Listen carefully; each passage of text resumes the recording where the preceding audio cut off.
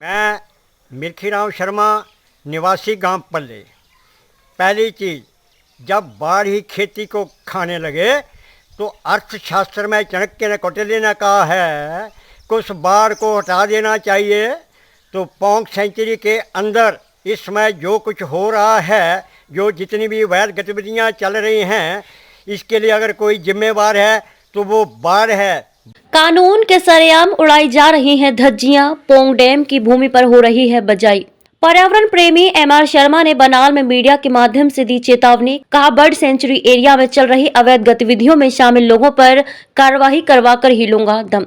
आपको बता दें कि पंचायत जखाड़ा के गांव पल्ली के निवासी पर्यावरण प्रेमी मिल्खीराम शर्मा ने बुधवार को बनाल में मीडिया के माध्यम से चेतावनी दी कि बर्ड सेंचुरी एरिया में चल रही अवैध गतिविधियों में शामिल लोगों के खिलाफ कार्रवाई करवाकर ही दम लूंगा। उन्होंने बर्ड सेंचुरी एरिया में चल रही अवैध गतिविधियों का दोषी सीधे सीधे वन्य प्राणी विभाग के अधिकारियों कर्मचारियों को ठहरा दिया और कहा कि विभाग कुछ राजनीति में ऊंची पहुंच रखने वाले लोगों के हाथों की कठपुतली बना हुआ है और कहा कि उक्त क्षेत्र में हजारों किलोमीटर की यात्रा कर पहुंचने वाले प्रवासी पक्षियों की सुरक्षा भी राम भरोसे ही चल रही है। बताया, उनका एक ही लक्ष्य है, उक्त क्षेत्र में चल रही अवैध गतिविधियों को बंद करवाना, जिसके लिए वो संवैधानिक तरीके से लड़ाई लड़ रहे हैं और आगे भी लड़ते रहेंगे जब तक यह अवैध गतिविधियां बंद न हो जाए। हिमाचल मीडिया टीवी के लिए फतेहपुर से बलजीत ठाकुर की विशेष रिपोर्ट। मैं मिल्खीराम शर्मा, निवासी गांव पल्ले।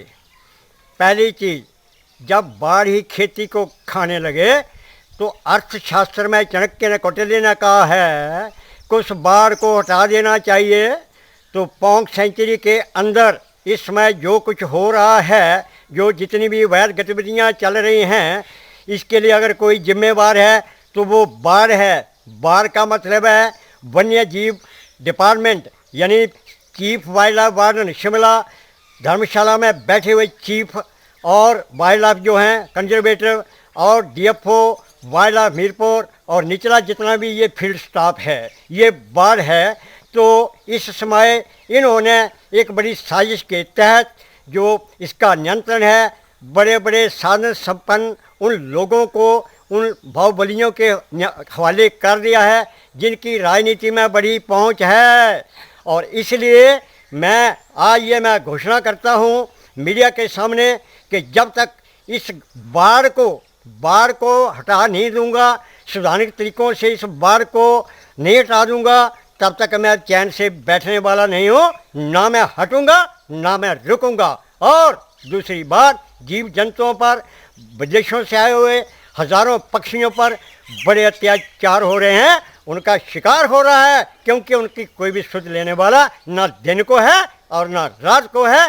और आज ये पक्षी जो अनेक प्रजातियों का है, जो हजारों किलोमीटर से चल कर आया था यहाँ पर कि आराम से जीऊंगा, आज वो पक्षी चिल्ला चिल्ला कर कह रहे हैं कि हम बड़ी दूर से आए हैं, अब हमारी रक्षा करो, इस बाढ़ को हटाओ, कोई ना कोई तरीका अपनाओ। तो दोस्तों, मैं आज आश्वासन देता हूँ कि संवैधानिक तरीकों का प्रयोग करके इस बाढ़ को, ये जो दोषी अधिकारी हैं, इनके विरुद्ध जो भी संविधान के तहत कार्रवाई होगी उसको मैं पूरा करूँगा, ना हटूँगा ना रुकूँगा।